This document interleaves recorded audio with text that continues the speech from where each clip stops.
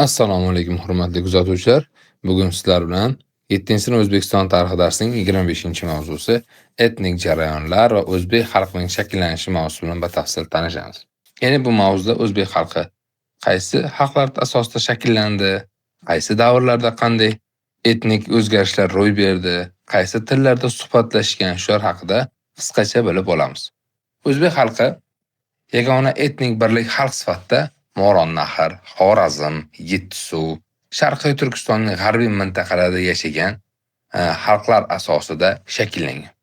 O'zbek xalq asosini asosan dehqonchilik, hunarmandchilik va chorvachilik bilan shug'ullangan Sug'diylar, Baxtraklar, Xorazmliklar, Farg'onaliklar, Shoshliklar, Qang'lar, bundan tashqari Sak Massagit qabilalarida asosida shakllangan. Bu qadimdan yashab bizning diyorimizda yashab kelgan xalqlar tarkibi edi. Keyinchalik bu hududga Janubiy Sibir, Oltoy, Yettisuv, Sharqiy Turkiston, Volga va Ural davralari bo'lishgan xalqlar ham o'zbek xalqi etnigiga kelib qo'shilgan va aralashib o'zbek xalqi bilan yagona etnos sifatida shakllana boshlagan. Aynan mana shu Amudaryo, Sirdaryo orog'ida yashagan xalq sekin-asta o'zbek xalqining asosini shakllanib, hozirgi o'zbek xalqi antropologik qiyofasi shakllangan. Antropologiya bu insonning kelib chiqishi va qiyofasining yuz qiyofasi, tana qiyofasini o'rganuvchi fan sanaladi. Buni 6-sinf tarix kitobida biluvdik. Shu qiyofa shakllana boshladi. Bu jarayon Qang'i davlati davrida shakllana boshladi va olimlar buni qovunchi madaniyati deya e'tirof etishadi. İlk o'rta asrlarga kelganda o'zbek xalqi etnogeneziga, ya'ni xalqning shakllanish jarayoniga Kushonlar, Xiyoniylar, Kidariylar, Eftadlar kabi xalqlar ham o'zbek xalqi tarkibiga singisha boshladi. Keyinchalik bu yerda turk xoqonligining paydo bo'lishi boshqa turkiy qabilalarning ham o'zbek xalqi tarkibiga kirib kelishiga sababchi bo'ldi. Va hattoki bu 7-asrda bizning diyorimiz Turkiston degan nom bilan atalishiga ham turtki bo'lgan.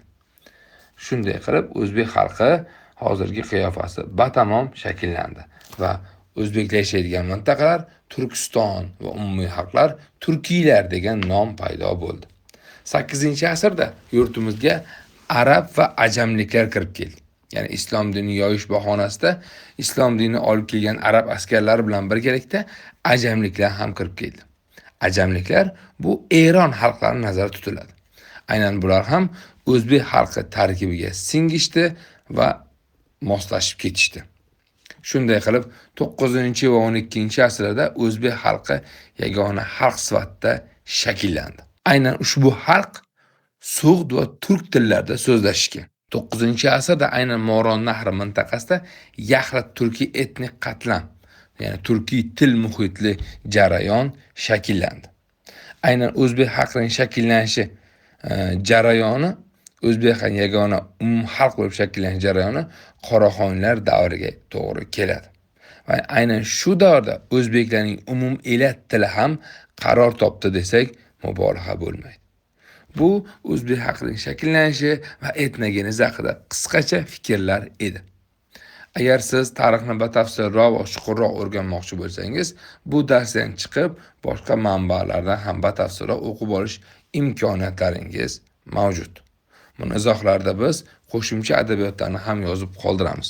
Chunki har bir inson bor ekanki, o'z kelib chiqishi haqida bilishni albatta istaydi. Majburiy fandan tayyorgarlik ko'rayotgan har bir yosh uchun oliy o'quv yurtiga kirayotganda 10 ta 10 ichga shu mavzudagi ma'lumotlarning o'zi yetarli bo'ladi. E'tiboringiz uchun rahmat. Ko'rishguncha xayr.